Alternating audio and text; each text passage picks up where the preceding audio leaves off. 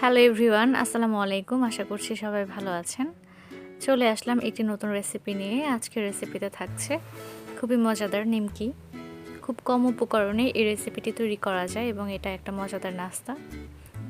আশা করছি সবার ভালো লাগবে। তো প্রথমে একটি মিক্সিং বোল নিয়েছি, এর মধ্যে দিয়ে দিয়েছি আমি পরিমাণ মতো চিনি, 1 কাপ পরিমাণে, 2টো ডিম এবং পরিমাণ মতো লবণ। তো এবারে সবগুলো উপকরণ একসাথে খুব ভালো মতো মিশিয়ে নিতে হবে।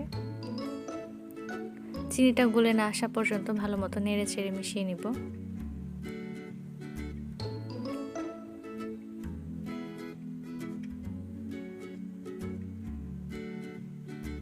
এর মধ্যে দিয়ে দিচ্ছি আমি ময়দা, তবে আটা দিয়েও কিন্তু এই রেসিপিটা তৈরি করা সম্ভব। তো এখানে আমি মোট 3 কাপ পরিমাণে ময়দা ব্যবহার করেছি।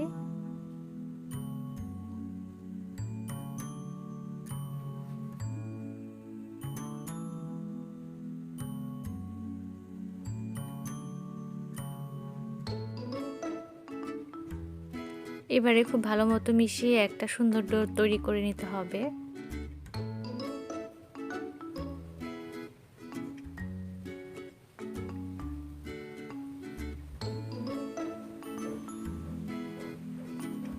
হাত দিয়ে খুব ভালো মতো মথে নিচ্ছি এবং সফট একটা ডো তৈরি করে নিব।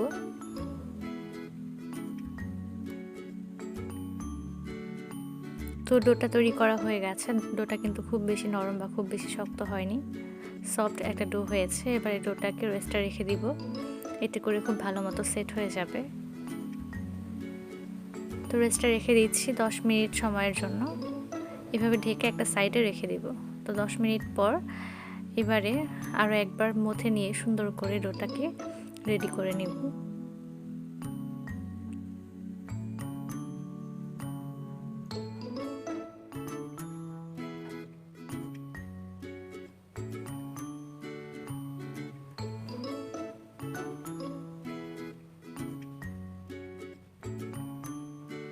সুন্দর করে রোলের মতো শেপ দিয়ে ডোটাকে রেডি করে নিচ্ছি।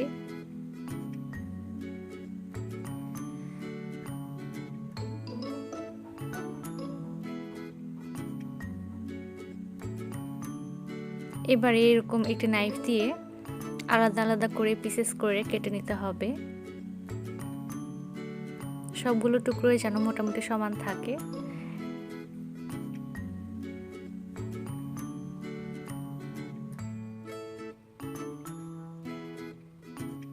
এবারে এই টুকরোগুলোকেও একটি বোলের মধ্যে নিয়ে চাপ দিয়ে ঢেকে রাখবো, এতে করে অনেক বেশি ড্রাই হয়ে যাবে না, মোটামুটি একটা ময়েস্টি একটা ভাব থাকবে। তো এবারে একটি নিয়ে এটাকে রুটির মতো বেলে নিতে হবে।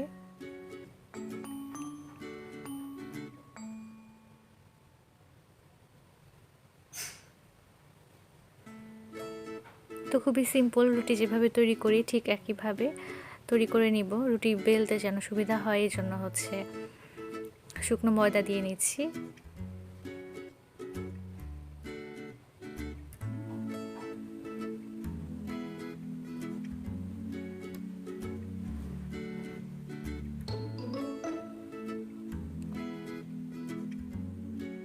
তো খুব সুন্দর একটি রুটি তৈরি করে নিচ্ছি।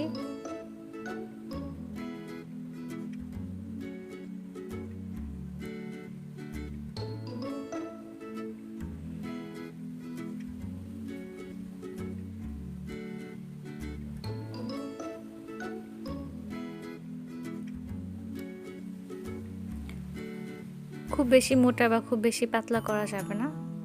আমি দেখিয়ে দিব কি পরিমাণে পুরুত্ব করেছি।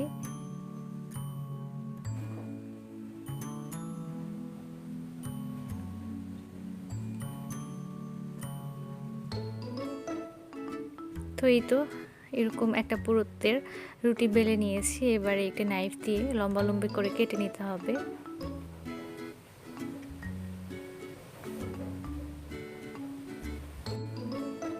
পুরোটা রুটি একইভাবে এরকম লম্বালম্বি ভাবে করে কেটে নিব।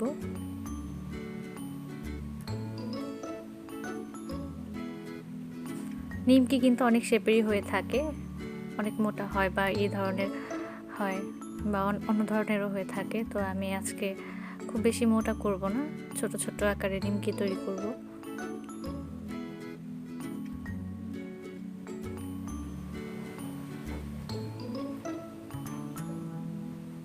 তো লম্বালম্বিভাবে এভাবে কেটে নেওয়ার পর মাঝখান থেকে আমি আরও একটা বা দুইটা যতটুকু প্রয়োজন মনে করি ওইভাবে টুকরো করে কেটে নিব।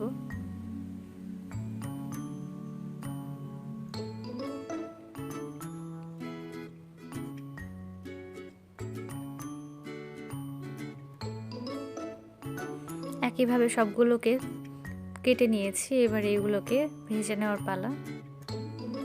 তো দেখুন অনেকগুলো কিন্তু নিমকি তৈরি করা হয়ে গেছে। এবারে একটু ডুবো তেল নিয়েছি এবং এর মধ্যে উল্টে পাল্টে গোল্ডেন ব্রাউন কালার করে ভেজে নিতে হবে। তো দেখুন এই ধরনের কালার চলে আসলে তেলটাকে ঝরিয়ে নিয়ে কিচেন টিস্যুর উপরে রেখে এক্সট্রা অয়েলটা অ্যাবজর্ব করে নিতে হবে এবং এরপর পরিবেশন করতে পারেন গরম গরম নিমকি। আশা করছি আজকের রেসিপিটি আপনাদের কাছে ভালো লেগেছে। ভালো লাগলে অবশ্যই একটি লাইক দিয়ে দিবেন এবং আমার চ্যানেলটি সাবস্ক্রাইব করে পাশে থাকা বেল আইকনটি প্রেস করে দিবেন। আর ভিডিও সম্পর্কিত যে কোনো তথ্য আপনারা কমেন্ট বক্সে জানাতে পারেন।